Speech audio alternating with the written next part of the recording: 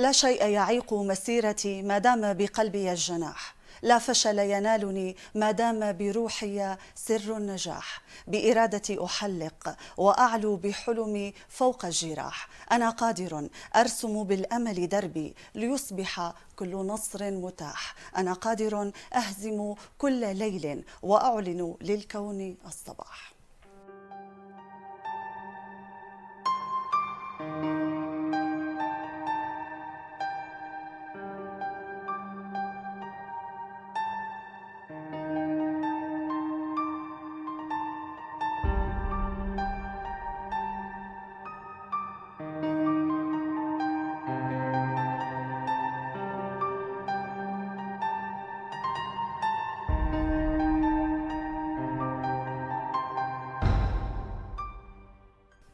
نعم أنا قادر، نكتبها لينطقها ضيوفنا فعلا، أنا قادر نرسمها لتحلق بضيوفنا أجنحة من الجمال، نعم أنا قادر سنرددها ونعلنها حتى يردد الكون معنا، أنا قادر. مشاهدينا أهلا ومرحبا بكم في حلقة جديدة من برنامج أنا قادر.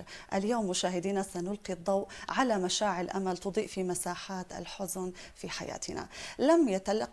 لم يلتفتوا إلى إعاقتهم، كان نظرهم دائما مصحوب نحو النجاح والبطولة. اسمحوا لي رحب مشاهدينا بالأستاذ أحمد بيازيد، المدير التنفيذي لمؤسسة اقرأ لخدمات التنمية والتعليم للأطفال والشباب ذوي الإعاقة. أهلا وسهلا فيك. أهلا وسهلا فيك، شكرا لاستضافتكم. يسعد أوقاتك وأهلا وسهلا. كمان مشاهدينا اسمحوا لي رحب بالكوتش عدنان أبو حلقة، مدرب كاراتيه. أهلا وسهلا فيك. أهلا وسهلا فيك وشكرا للاستضافة الرائعة. يا أهلا وسهلا بحضرتكم ببرنامج أنا قادر. رح نبدأ من عندك أستاذ أحمد. أهلا وسهلا فيك. نتعرف أول على مؤسسة اقرأ. تماما، أنا المدير التنفيذي لمؤسسة اقرأ أحمد بيازيد. طبعا مؤسسة اقرأ هي تعنى بالشباب والأطفال ذوي الإعاقة والأسوياء. طبعا في إلى عدة جوانب. الجانب الأول هو الأطفال ذوي الإعاقة بحت. الجانب الثاني هو المتابعة، خلينا نقول المتابعة بالناحية التعليمية. الجانب الثالث وهو الرياضي والنشاطات والمهني. طبعا لدمج هالشريحة هي بالأطفال والشباب واليافعين يعني من أي عمر لأي عمر أستاذ أحمد؟ يعني عم تقول أطفال وفي يافعين. طبعا نحن بمؤسسة اقرأ الأطفال نحن من عمر 3 سنوات إلى عمر 22 سنة ضمن مؤسستنا. طبعا والقدرة الاستيعابية كمان. القدرة الاستيعابية أو الموجودين هلا الأطفال، نحن الحمد لله بنخدم 400 طفل بمركزنا، إن كان دوام يومي أو جلسات إفرادية أو التأهيل المهني. يعطيكم ألف عافية. يعني وهون هي المقر بالشام فقط، ما له فروع ثانية؟ إن شاء الله هلا في قوينا القاعدة اللي هي المقر الأساسي هو بالصناعة. إن شاء الله الفترة الجاية حيتوسع أكثر وأكثر بإذن الله. تمام. الحلو كثير اليوم ببرنامج أنا قادر، يعني في تعاون بينكم وبين طبعاً. عم نحكي عن الشق الرياضي، رح ننتقل لعندك أستاذ عدنان. خلينا أول شيء نحكي، يعني حضرتك مدرب كاراتيه، تعرفنا عن نفسك أول. أنا عدنان أبو حلقة، مدرب كاراتيه بنادي نضال. تعرفت على الأستاذ أحمد من خلال المركز اقرأ، ويعني نحن ندرب الأشخاص الأصحاء العاديين. بعدين صارت الفكرة تبع هو كيف صار هذا التعاون؟ يعني كيف مين اللي بلش بهي الفكرة مع بعض؟ هلا هي الفكرة عدة أمور أو عدة عوامل خلتنا تنشأ هي الفكرة. أول عامل خليني أقول إنه أنا بما إنه الشخص هو ذاته بيلعب رياضة، الحمد لله أنا بلعب رياضة وهي رياضتي الخاصة تماما الكاراتيه. هي واحد. 2 علاقتي الشخصية بالكوتش عدنان خلتني أكون واثق إنه هو مثل ما درب الأسوياء بطريقة كتير ناجحة حيقدر يطبق هي الفكرة على الأطفال ذوي الإعاقة. هي الفكرة بحد ذاتها يعني يعطيك العافية أستاذ أحمد، رائعة. يعني إنه ندمجهم شوي حتى لو بهيك نشاط غريب شوي. الشيء الثالث وهو المهم، وقت يكون هذا وقت تشوفي أطفالنا وتتعرفي عليهم بالذات، وقت تشوفيهم كل يوم تحبيهم، بتحبي تعطي هذا الطفل احسن ما عندك، لانه انت بتحبيه. وقت يكون في حب للشيء اللي بتعمله باحسن شيء، باحسن ما يمكن. خلتني هي الفكره انه ابحث لاطفالي بمركز مؤسسه اقرأ لافضل شيء رياضيا. والشيء الرابع والمهم اللي هو العامل الاساسي الحاجه. وقت يكون طلبك للفكره هو حاجه، يختلف عن طلبك للفكره انه انت بس رفاهيه او شيء، انه رياضه عم نديها او نشاط. الحاجه وحتى النشاط انا معه، انا يعني تماما. حاجه الاهل لانه يوظفوا اطفالهم ويفرحوا باطفالهم وطاقاتهم بشيء ممنهج، خلتني اطلع بفكره انا والكوتش عدنان، والحمد لله الفكره انتقلت لتنفيذ.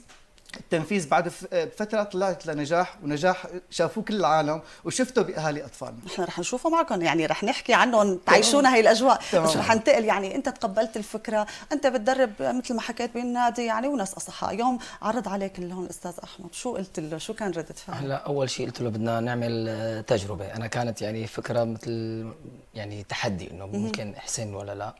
فجمعناهم مع بعض. صرت شو كيف انا بدي اوصل له الفكره، انه شيء جديد علي، انا ما رح اعرف كيف اوصل، خاصه يعني في عده انواع. مثلا موجود في شخص ما بيسمع، في مثلا اعاقه حركيه، في تاخر، في متلازمه داون. كانت بمثابه يعني مثل تحدي لك، انا تحدي حاسه لإلي وقبلته انت للتحدي. وكنت خايف اول يوم، يعني اني انا كيف بدي اوصل له المعلومه، كيف بدي اتواصل معه. فاجوا انسات مختصين، واجا الاستاذ بنفسه كذا، وقفنا صار في يعني علاقة حب بيني وبين الطلاب. يعني طلعوا، بتذكر ما رضوا يرجعوا، كله طلع عم يعانق، كله عم يسلم، كله عم حبيت الفكرة. حسيت انه لازم اوصل لهم شيء يعني يشوفوا حالهم فيه بالمجتمع. تمام. طب خلينا ناخذ الاشخاص اللي اخترتهم هون استاذ احمد من المؤسسه، يعني تبع اقرا او الجمعيه، قد ايه عددهم؟ شو اللي كانت الاعاقات؟ يعني الاعمار كانت مختلفه حتى نشوف كيف التدريب تم هون. الاختيار بده يكون على عده عوامل، منها انه يكون هذا الشخص اول قدراته بتناسب هي اللعبه الجسديه تماما. الجسديه خلينا نقول، والعقليه كادراك بيناسب اللعبه او هالرياضه. انا ممكن اعطيه لعبه كثير فيها خطوره وهو ما بيدرك الخطر، بدي راعي هذا الموضوع. طبعا كان في دراسه بين، طبعا شكر خاص للاخصائيه رامل الهزاع، هي يعني مديره المركز، شكر كثير كبير، وشكر للكادر الرائع اللي خلانا نطلع بهالفكره. طبعا في تقييم بيكون للطفل، ان كان تقييم اولي بيكون بكل نواحي، ان كان الادراكيه، ان كان العقليه، ان كان الحركيه. انا بقدر اجزم باخر هذا التقييم انه هذا الطفل ممكن يندمج رياضيا، ما بيأثر عليه شيء كصحه كجسد. طبعا بيكون في استشاره عصبيه، لازم انا احيط بكل هالجوانب لاطلع انا ممكن انا افرزهم عند الكوتش عدنان انه بيقدر يلعب رياضه. طبعا الرياضه كان في يعني حلوه كثير كانت من الكوتش، انه كان في جلسه بينه وبين الاخصائيات اللي عندي ليعرف طبيعه هي الاعاقه من كل طفل على حده. اثنين، ليعرف كيف يتعامل معه، لانه هي فكره جديده. يعني بقى بدك اول شيء عم اقول لك انا هون شايف التحدي هون عند الاستاذ عدنان، لانه قبل حتى يعطوا. اهم شيء هو يحبوك هالاطفال، الاطفال ما عندهم كذب، اطفال رائعين، اذا حبوا بيحبوا من القلب، واذا حبوا بيعطوا. بقى هو هي الفكره، هي اللعبه اللي عرف يلعبها تمام الكوتش عدنان. تمام. بلشنا تدريبات، كيف يعني عم تقول انت تعلقت من اول يوم، انا شفت يعني هيك في تواصل بينك وبين هدول الاطفال. تمام. خلينا، كيف شفت الوضع؟ كيف شفت التزامهم؟ كيف شفت؟ هلا عملناهم على مستويين، مستوى انه يحركوا اجسادهم، يلعب كذا، وفي مستوى بيتجاوب معي اكثر. كل ما عم اعطيه حركات عم يحاول يعطيني اياها بالوضع المناسب لجسمه او الاعاقه تبعه. هلا في منهم سمعي، لازم انا اعرف مثل ما تفضل استاذ احمد، انه انا اعرف شو الحاله المرضيه اللي عنده. مو معقول هو مثلا حالته سمعيه وانا عم حاكيه عم نادي له ما عم يعرف. فصرت اتعامل معهم بالاشاره، احيانا بالشرح، احيانا على طريقه الالعاب. يعني مضطر احيانا اني انا ادي الحركه بشكل مزح كذا، حتى انه يحاول يقلدها قد ما بيقدر. كنا عم نعلمهم كاتات ولا كنا عم نعلمهم هيك مثل قتال او دفاع عن النفس؟ كيف بلشنا؟ بما انه عندي خبره بالكاراتيه يعني. تمام. هلا اول شيء بلشت معهم بالاساسيات، القبضه، شو يعني القبضه العلويه، الوسط، الركض، الجري. بعدين هلا اخر عرض عملناه وقفوا ادوا الكاتا الاولى يعني بمساراتها تماما. طب خلونا نشوف هيك، شو رايكم مقتطفات؟ خلونا نشوف عملي ونرجع نتابع حديثنا. اسمحوا لنا مشاهدينا.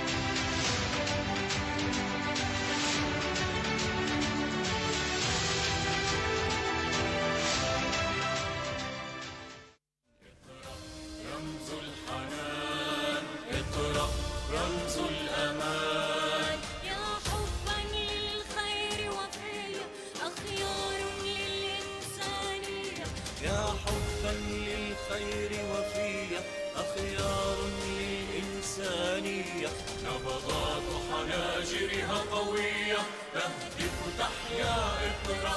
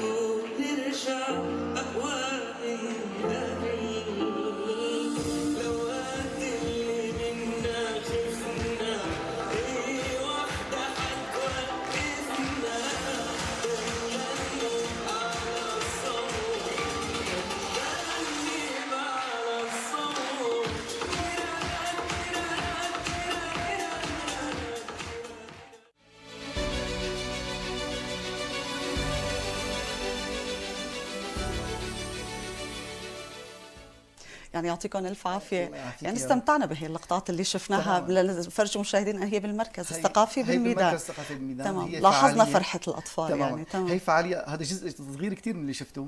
طبعا هي الفعاليه كانت هي خلينا نقول سنويه بتقام بالمؤسسه، طبعا لتخريج شباب ويافعين واطفال بعده مجالات، ان كانت المهني، ان كان المجال الشخصي اللي هو انا هذا كل طفل له مجاله هو ناجح فيه، وان كان بمجال الرياضي. تمام. كانت هي الفعاليه على اعلى مستوى، الحمد لله كانوا شرفونا كثير ضيوف فيها، اهالي كانت موجوده فيها لابعد حد الفرحه والسعاده اللي كان فيها. كان في 450 اهل لطفل، 450 شخص عم يورجوكي اللمعه انه انا حلو انه انا افرح بطفلي. احنا شايفينها هلا يعني، حتى انا شايفه السعاده. وكنا كمان يمكن الكوتش انا حبيت كثير، اسمح لي الكوتش عدنان، اللقطه حبيتها كثير اللي عاملينها عن الكاراتيه، يعني حتى خليته يشارك طفل وحملته وعملت هي. خلينا نحكي شوي كيف الفكره حلوه. هلا الفكره اني انا بس ما بدي اللي قادر يلعب كاتا يشارك. يعني كان قاعد عم يتفرج محمد سليمان اسمه، انه انا فيني شارك، قلت له اكيد لك فقره. يعني احنا ما خليناهم بس انه يشاركوا، لا حتى مثلوا. يعني هو مو انه وقفت انا اديت بس حركات، لا حتى يعني عملوا حس هيك تمثيلي اني انا، وحتى انسجموا معي. حتى السقوط على المسرح وقعوا بشكل رياضي بحيث انه ما انأذى. يعني نزل سقوط رياضي بحيث اني انا ما اذي حالي، هذا بحد حاله بحد ذاته انجاز يعني. تماما. يعني هي والاهم شيء مثل ما عم تحكي استاذ احمد، انه هي الفرحه وصلت للطلاب ولاهاليهم، بيشوفوا حالهم يعني بابنائهم. من حق كل اهل لطفل ذوي اعاقه انه هو يفرح فيه، عنده مجال رائع فيه، لازم نضوي عليه ولازم يحسوا انه انجازه. انا بدي اعطي مثال يعني صغير. هذا الهدف وصل. انتم شو كان الهدف من هي الفعاليه؟ الهدف اول شيء تسليط الضوء على النجاحات لاطفالنا وشبابنا ويافعينا، لحتى حلو انه لازم يفرحوا، لازم ينبسطوا. انا عندهم قدره كثير قويه لننبسط فيهم ونفرح فيهم، ليش لا؟ بالعكس انا هو مثل اخواته، مثل اقرانه بالمجتمع. انا غايتي بمؤسسه اقرا انه انا ادمج هذا الطفل، خليه متقبل بهالمجتمع، خليه يدخل لاي منحى ان كان مهني ان كان رياضي بكل بساطه، انه هو ما بيفرق عني وعنك وعن اي شخص بشيء. بالعكس قدراته انا متاكد انه هن بيسبقونا. تمام. كوتش انا عدنان هون اللي لفتني مثلا يمكن الطلاب هاي الفعاليه انه عم تدربتوا انتم بس مشان الفعاليه، يمكن الطلاب تكون حابه تكفي، حابه تتدرب، هل عندكم استعداد انه تستقبلوهم؟ تعقيب صغير انه لا مو مشان الفعاليه بس، بالعكس هي الرياضه دائمه عندنا بالمؤسسه. هو نحن نسال بدها تستمر مو رياضه بس، ولكن هي لنشوف الفكره مكمله ولا انه نحن عملنا نشاط وخلصنا، يعني لنشوف. احنا وقت بلشنا مو مشان الفعاليه، حلو. بلشنا انه لازم يلعبوا رياضه. ونحن نقلنا جزء صغير من تمريننا على العرض. كمان في شغلات نحن بنعملها اكثر، في قفز، في حركات. انا نقلت جزء بسيط للعرض بس مو اكثر. تمام. هلا لوين رايحين؟ اكيد نحن يعني انا بلشت يعني بعد العرض ثاني درس دغري بلشنا بالمستوى الثاني اللي هو الحزام البرتقالي. الله. بلشت تمام. بالحركات القتال، يعني يدافع. تمام. يعني هلا في حركات من بيعرف اذا جته دفاع ضربه عن يعمل نفس. مراوغه، يعرف يدافع، يعرف كمان تفيده بحياته العمليه. ممكن يتعرض لاي موقف. تمام. في اشخاص ما بيهمه هو معه اعاقه ولا لا، ممكن يعتدي عليه، يعرف يدافع او عن حاله. بحس يمكن هذا الشعور انه انا قوي، يمكن غير انا بقدر هيك- دافع عن غير هيك نفسي، إجانا بيعطيه قوه كثير. في كمان. مثلا اجت طالبه اسمها حوراء، طريقه المشي تبعها فيها غلط.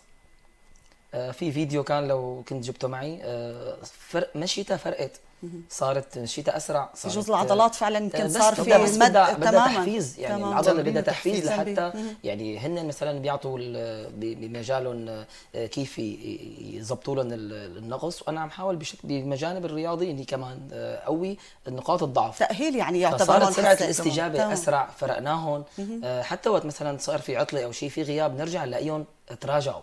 فلا بدنا رياضه لحتى نحن نكمل، فنحن لا مو مشان الفاعليه. هي رسالة نحن للأهل رسالة. مشان يضلوا يخلوا يمكن أنا أولادهم يستمروا. رسالتي عندي صفحه اسمها الكاراتيه للجميع، انه مو بس للبطولات. يعني انا هذا اللاعب بس انا بخدمه بطولات ميداليات، لا، الكاراتيه للجميع مين ما كان بيلعب، ومو شرط اني انا فقط بطولات. تمام. في لها عده جوانب. يعني هي بتتكلل بالبطولات، نحن مع ان شاء الله يعني أكيد. ان شاء الله هذا أكيد. حلم ما بصير، إحنا في وكمان بده فريقنا دعم أساسي- يعني فريقنا اكيد. اساسي بالبطولات، وجبنا هلا بالبطوله الجمهوريه الترتيب العام ناقص 8، جبنا الاول على مستوى الجمهوريه. مبارك نادي لكم. النضال جاب الترتيب العام الاول. ما شاء الله. اكيد تمام. جانب البطولات، بس هذا جانب ثاني. وقت تفضل. كان الكوتش عم يقول انه هي في صفحته الكاراتيه للجميع، انا اثبتت له انه هي عن جد الكاراتيه للجميع. انت طبقتها عملي. طبقناها تمام. عملي، لانه هدول الاطفال بيستاهلوا احسن ما يمكن. تمام. يعني كمان خلينا ننتقل شوي للنشاطات الثانية، يعني تمام. حكينا هذا الشق، يعني اللي ما تمام. بيعرفوا اكثر هي المؤسسة تبع اقرأ، خلينا تمام. نضوي على نشاطات. المؤسسة قلنا لكم نحن بنستقبل الحالات من 4 سنوات إلى 22 سنة. الغاية منها ممكن فيها عدة أجزاء أو عدة أقسام بهالمؤسسة. القسم الأول خليني أقول تدخل مبكر، تأهيل، في تنمية فكرية، صعوبات تعلم، نطق بماجستيرات. نحن عم نحكي من دكاترة إلى اختصاصيين، إلى تربية خاصة، إلى خدمة اجتماعية. يعني مؤسسة هي خلينا نقول خلية نحل مصغرة كتير، فيها 50 اخصائي موجود دائم. هدول فيها تطوع 400 ولا هدول نعتبرهم يعني هدول أعضاء؟ متطوعين تمام. داخل المؤسسة. طبعا في 400 طفل هدول بيجوا دوام يومي، في منهم 150 بيجوا من الصبح للساعة 12:30، وفي عنا جلسات إفرادي حسب الحالة وتقييمها. تمام. نحن في عنا شيء اسمه صعوبات تعلم أو دخول الأكاديمي خليني أقول. طب طفل عرف يقرأ ويكتب، وبعدين يعني أنا أعطيته خليني اقول اول السناره، بس انا ما اعطيته يعرف يصيد السمك. تمام. يعرف بهالمجتمع يمشي. الغايه اللي نحن افتتحناها والفتره الاخيره الحمد لله، اتحاد الحرفيين مشكور الاستاذ علي قرمشتي اللي ساعدنا بهالموضوع، الجمعيه الحرفيه للمزينين كمان مشكورين اللي خلونا كمان ساعدونا بهذا الموضوع، لندخل هالاطفال اللي تاهلوا بالمركز لوصلوا لمرحله الشباب، لقدر دخلهم بالمجتمع كمنتجين. هي الفكره، انه انا وقت اعطي بهالفعاليه شهاده من الاتحاد الحرفيين مثل ما عم بقول ما بسوريا بتكفي. تماما، وانا اعطيته المهنه، خلص خليته يكفي بحياته، هو منتج وليس يعني معيل وليس عالي، معيل لاهله ليقدر او لنفسه لنفسه. حتى تمام. لنفسه ليقدر يقوم بهذا المجتمع. طبعا جوانب المؤسسه كثير كبيره، انا عم اقول لك عن فقره هيك صغيره منها. النجاحات ان شاء الله قادمه، التوسع ان شاء الله قادم. هو دائما بإذن دائما بيكون في يعني افكار مبدعه وجديده، يمكن هذا اللي بيخلي روح تجدد دائما بهي المؤسسه. قلنا لك الحاجه، وقت نقول الحاجه لاطفال ذوي الاعاقه، في حاجات بتضطرك انه انت تقومي فيها شغلات اسعافيه بدك تساويها دغري. وقت يكون طفل عنده موهبه بالحلاقه وما تخلي له الجو المناسب ليتعلم، انا بقول تقصير مني وليس من الطفل او هذا الشاب ذوي الاعاقه. تمام. يعني نحكي شوي عن ذوي الهمم، ذوي الاعاقه، خليني انتقل عندك، كيف حسيت مثلا مين الاكثر اشخاص، يعني خلينا هيك بشكل عملي، يعني اللي قادرين فعلا يتدربوا كاراتيه يتفاعلوا، ولا هي حسب الشخص هو ورغبته او حبه لهذا الرياضه مثلا؟ هلا اكيد حسب الرغبه. ممكن انا هي له افضل مدرب وافضل مكان، بس هو ما بيرغب يتمرن، فانا ما رح احسن اعمل له اي شيء. ممكن بمكان صغير او بادوات صغيره وهو حابب ممكن اصنع منه بطل جمهوريه حسب الرغبه للشخص نفسه يعني. تمام. وقلنا في شباب وفي صبايا، أكيد. يعني الاثنين أكيد. عندهم هي الرغبه بلعب الكاراتيه، مع انه هي بيقولوا لا، بس ولكن فعلا لعبه رائعه يمكن وبتقوي فعلا الجسم، حتى بنحكي يمكن تاهيل عم تعمل تقوي له. الشخصيه وبتقوي ردات الفعل ويعني الشخص الرياضي غير الشخص الغير رياضي. الكوتش تمام. عدنان وين دربناهم؟ هو هذا السؤال. طيب تمام. وين دربناهم؟ بالنادي نفسه يعني؟ الفكره بلشت انه انا اول صار في عندي حاجه لهالقصه. طبعا اخر الموضوع اشهر لحتى قدرنا ننسق مع الكوتش عدنان ونادي النضال بما انه قريب من مؤسستنا. قدرنا نحجز صاله. انا بيهمني انه انا هيئ لهم جو امن، اول شيء رياضي تمام. امن ومع مستلزمات ووسائل تمام. جيده صعب. جدا، لانه قلت لك وقت تحبي شخص بدك تعطيه احسن ما عندك، ونفس الاطفال هدول لازم نعطيهم احسن ما عندنا. بقى قدرت نسق انا والكوتش الحمد لله، حجزنا صاله دائمه تمرينين بالاسبوع. بيطلعوا من المؤسسه على النادي مع مشرفاتهم، بيستلمون الكوتش بيمرنهم وبيرجعوا على فئتين. طبعا هذا الحكي استمر لسنه، في تعب في جهد كبير مو مني ولا من الاخصائيات. الكبير هو كان على الكوتش بحد ذاته. هو حيكفي لك بقى كيف كفي كوتش عدنان اللي بدك يحكي لنا يعني هذا هاي التجربه الحلوه. صار له سنه انا ما كنت، هي جديده علي. سنه صار له تعب وجهد وانا شفتها بعيني، صيف وشتاء وبرد ومطر وشوب، يعني في الله يعطيك هذا الشغلات. هلا عندنا مشكله كان انه يومين ما بكفي، بس يعني بهاليومين قدرنا نساوي الشيء اللي انتم شفتوه. اول شيء يعني كان في مشاكل انه مو كله على نفس السويه. اكيد مو كله نفس أكيد. السويه، فعملت ساعتين ساعه انه لازم يحركوا اجسامهم وتمارين الاساسيه وقفز. في منه القفزه عنده عم تتطور، الحركه عنده عم تتطور، ايه اعطيتهم بساعه ثانيه بحسن اعطي فيها خلينا نقول ليفل اعلى او مستوى اعلى أكيد. لحتى انا اخذ منه نتيجه اعلى. تمام. حتى يعني عم تقول عم ندخل بالاحزمه، يعني حتى انتم عم تعطوهم هذا الامل انه بتاخذ الحزام. كيف هي كمان؟ تمام. هلا هي تعقيب على فكره الاحزمه. هلا انا نقلت النجاح لحالي، اكيد ما بحسن انجح لحالي، لازم يكون في اشخاص عم تساعدني. هلا انا نقلت الفكره والصوره لرئيسه اللجنه الفنيه الكاراتيه بدمشق اللي هي الانسه لولو قلعجي، فنقلت الصوره لرئيس الاتحاد استاذ جهاد ميا، بنوجه له تحيه. فالجواب كان فورا، يعني انا الجواب كان فورا. هذا التعاون اللي بدنا اياه. وقدم احزمه 24 طالب من دون رسوم فورا. فانا تفاجات برده الفعل، وحتى طلبت منه باخر بطوله جمهوريه اللي حكيت لك عنها من شوي انه بدي ادمجهم، اعمل لهم عرض قدام الاشخاص البطولات النظاميه. تمام. فالجواب كان جيبهم فورا. الله. يعني هذا التعاون والتعامل بخليني انا اني اكمل، اما لا فاكيد انا ما احسن اكمل. يعني هي العقبات اللي ما بدنا اياها. فصرت هلا صار الطالب اللي يقصر عندهم بالمركز يقول له انت محروم ما في كاراتيه. اوه يعني شيء هي عقوبه. هي عقوبه. يكون انا عندي بطوله وينه الكوتش؟ يعني يتحاكم انه في كاراتيه اليوم، بدنا كل يوم، بدنا نيجي كل يوم. تعقيب على كلام الكوتش، الفكره وقت انت تأهل صح بمركز، وبنفس الوقت الأطفال يحبوا النشاط الموجود، بيسهل بعملية علاجه، بيسرع من عملية تأهيل هذا الطفل. وقت يجي الطفل يكون عندي قادر إنه يحب يجي على المركز، يحب لأنه في الكوتش، في رياضة، في نشاطات، بقى التأهيل بيصير أسرع، العلاج بيصير أسرع، والتطور بيصير أسرع. يمكن قد عم تراعي مثل ما عم نحكي في فروق، يعني في ناس يمكن تتضايق أنا ما عم أقدر أعمل هي الحركة، هون هي الحالة النفسية، أنا حابة اشتغل على الدعم النفسي. كيف كنت عم تقدم لهم اياه؟ بيني وبين كل لاعب في حركه معينه او كلمه معينه او رقصه معينه او حركه معينه او سلام معين. حتى في الفقره طلعت انه في احمد هدهد يعني هو عم يؤدي الحركات خليته يرقص على المسرح. فانا كنت اكل هم انه ممكن ما تتقبل الجمهور، فلقيت الجمهور شعل معنا اكثر. نرجع للجمهور، لكن نرجع لعند الاستاذ احمد.